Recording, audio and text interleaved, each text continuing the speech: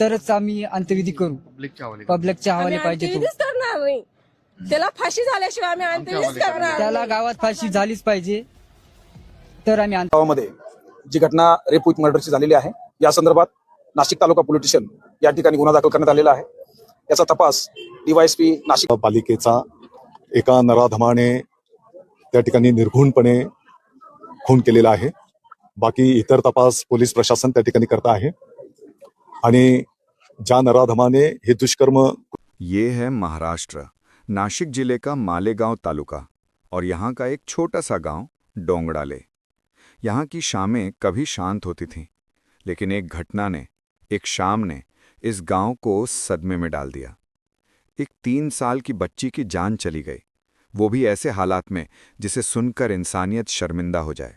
16 नवंबर 2025 महाराष्ट्र मालेगांव का छोटा सा गांव डुंगराले में कातिल को फांसी. उसे सजा नहीं मिलेगी तो हम किन्नर समाज यहां पर जान दे देंगे. शाम करीब 7:30 बजे एक 3 साल की छोटी सी बच्ची की लाश मिलती है, जिसे देखने पर साफ साफ दिख रहा था कि हैवान ने इस छोटी सी बच्ची का किस तरह से अपना शिकार बनाया. आखिर इस 3 साल की बच्ची ने किसी का क्या बिगाड़ा था जो इसको ऐसी सजा मिली? ये बताने के लिए आपको इस तारीख से 1 महीने पहले लेके चलता हूं. डुंगराली गांव में खासकर परिवार ऐसे रहते हैं जो दिहाड़ी मंजूरी ही करते हैं. कुछ ऐसे ही परिवार होंगे जो अपना बिजनेस या कोई बड़ी नौकरी करते होंगे. इसी गांव में एक परिवार रहता है जिसमें 3 साल की बच्ची यधन्या रहती थी.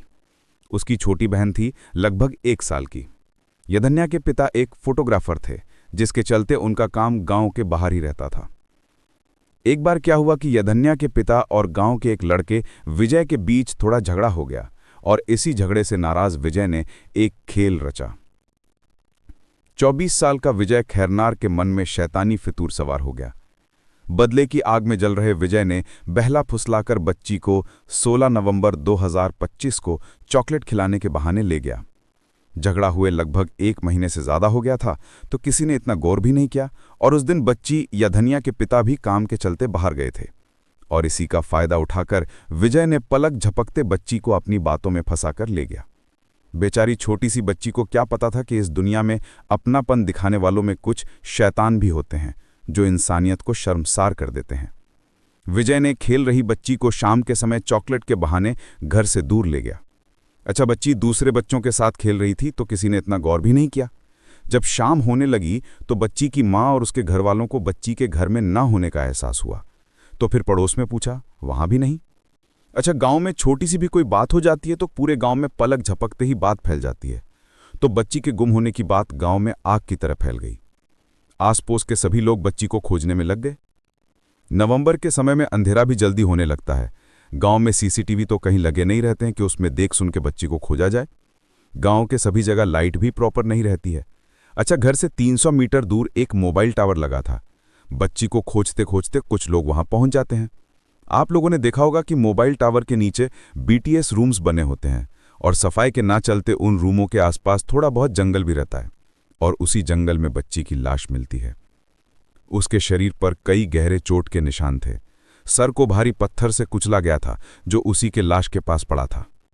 देखने वालों के रोंगटे खड़े होते जा रहे थे. मामला पुलिस तक जाता है.